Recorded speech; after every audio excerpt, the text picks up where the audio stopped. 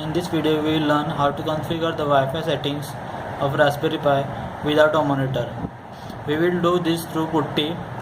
If you don't know how to use PuTTY, please do watch my part 3 of videos. So we will proceed.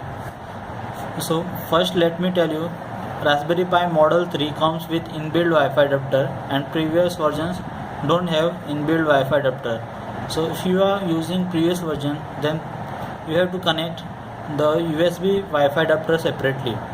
Okay, I am using Raspberry Pi Model 3 and right now I have connected it to my router and I have found out its IP address using IP scanner.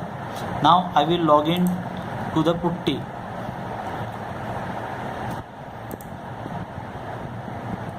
Login name is Pi, password is Raspberry. After login, first command we will fire is to scan the networks available in our area. The command is sudo iwlist wlan0 scan. This will scan for the networks available in our area. I had just copied this. I will paste it over here. Okay, we can see that the Wi-Fi adapter has scanned my router. This is my router's name, SSID. Okay, right now I have only one in my area, so I am getting only one list. After this, to add a Wi-Fi network in your Raspberry Pi settings, you have to edit one file. The name of the file is WPA web supplicant. Okay, to edit this file, command is sudo nano, then file of the path of the file. I will just copy this or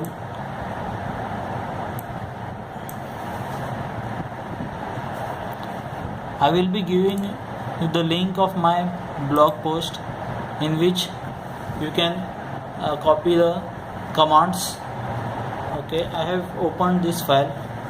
In this file I have already added my network. So like this you have to add the network, SSID and password. You can add multiple networks over here, one above another, and if you want to give priority to different networks, then you can give using a attribute called as priority.